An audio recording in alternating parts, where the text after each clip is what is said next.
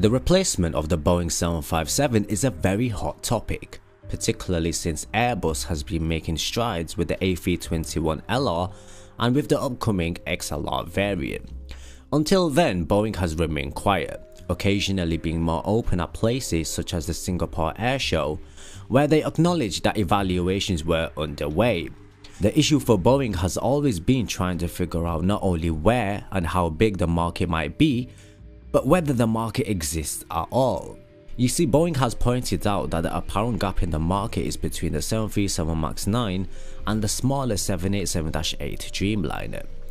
But that doesn't necessarily create a strong enough argument amongst the 757, particularly when the long-reach use of the 757 is in the niche market. But the fact is, there's no business case to support the maxing of the 757, as Boeing seems to be happy with the success of the aircraft and also the lineup of the 787 and the 737 MAX. Now, based on the customer feedback that they received at the time, the ideal plane should be larger than the 757 and it should have greater range, simply speaking.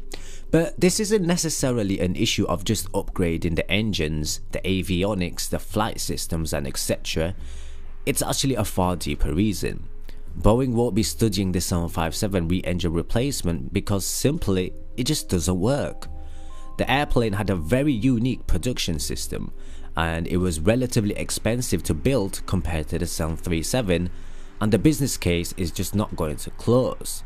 Now, Boeing has pointed out the apparent gap on the seating chart between the 737 MAX 9 and the 787-8, and it doesn't necessarily create a case for a new program, particularly when the long-range use of the 757 is distinct. The 757 was built on the same production line as the 737, but due to the plane being longer and bigger, it didn't fit right and it needed different tools.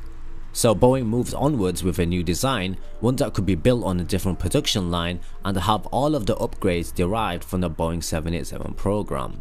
Now, for airlines, the A321LR fits seamlessly into existing A320 fleets, easy crew management and maintenance costs, and even bigger so for those airlines that operate only the A320s but want a low-risk expansion of their niche market.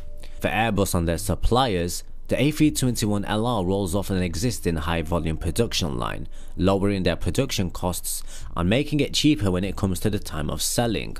The 757 MAX, on the other hand, would need an entirely new investment by Boeing and suppliers in engines and tooling for a low-volume production line, and it's still going to be a different type to the other aircraft in the airline's fleet, different spares and maintenance for example.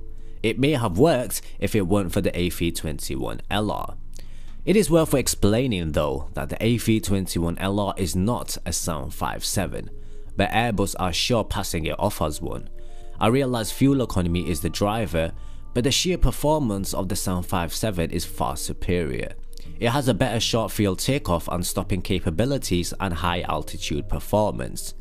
If the A321LR can't fly into and take off from short runways with a full load of passengers and cargo, well, unfortunately it's not a 757. The A321 can't do that, and the Neo won't be able to do it because the wing is the limiting factor. But that doesn't mean to say that Airbus hasn't got the one up on Boeing at this moment in time.